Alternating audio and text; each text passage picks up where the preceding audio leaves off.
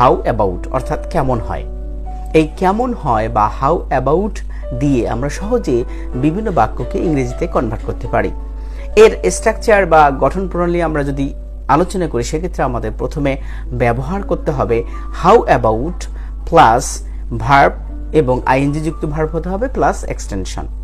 তাহলে চলো এখন আমরা কিছু উদাহরণ দেখি, যে উদাহরণগুলোর মাধ্যমে আমরা বুঝতে পারবো কিভাবে সহজে বাক্য তৈরি করা যায়। প্রথম বাক্যটি লক্ষ্য করো, কম্পিউটার শিখলে কেমন হয়। কম্পিউটার শিখলে কেমন হয়, এটাকে যদি আমরা ইংরেজিতে পরিণত করতে যাই, সেক্ষেত্রে আমরা স্ট্রাকচারটাকে দেখব যে হাউ অ্যাবাউট, আর শেখার ইংরেজি হচ্ছে লার্ন, সেক্ষেত্রে হচ্ছে আইএনজি যুক্ত করতে হবে। হাউ অ্যাবাউট লার্নিং কম্পিউটার, অর্থাৎ কম্পিউটার শিখলে কেমন হয়। পরের বাক্য লক্ষ্য করো, এখন কফি খেলে কেমন হয়। এক্ষেত্রে আমরা কি করতে পারি, অর্থাৎ এটাকে কিভাবে আমরা ইংরেজিতে পরিণত করতে পারি। এক্ষেত্রে আমরা বলবো how about having coffee now. How about having coffee now, অর্থাৎ এখন কফি খেলে কেমন হয়। পরের বাক্য লক্ষ্য করো, আজ ঘুরতে গেলে কেমন হয়।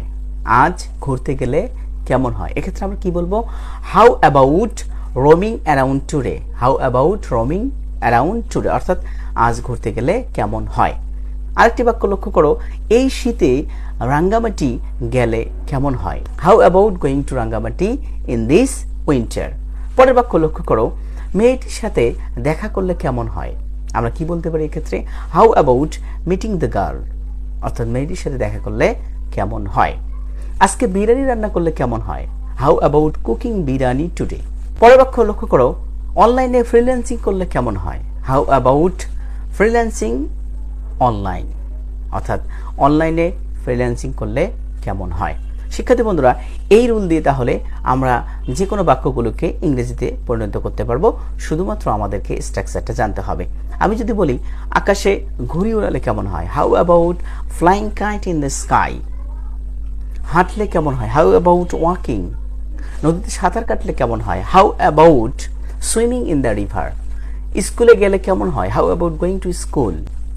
বৃক্ষরোপণ করলে কেমন হয়, হাউ অ্যাবাউট প্লান্টিং ট্রি, অর্থাৎ গাছ বা বৃক্ষরোপণ করলে কেমন হয়। তাহলে শিক্ষার্থী বন্ধুরা, সহজেই আমরা এই রুলটার মাধ্যমে বিভিন্ন বাংলা বাক্যগুলোকে সহজেই বাংলা থেকে ইংরেজিতে পরিণত করতে পারছি। পরবর্তী ক্লাসে আমরা নতুন কোনো স্পোকেন ইংলিশ নিয়ে হাজির হব। সেই পর্যন্ত সকলকে ধন্যবাদ।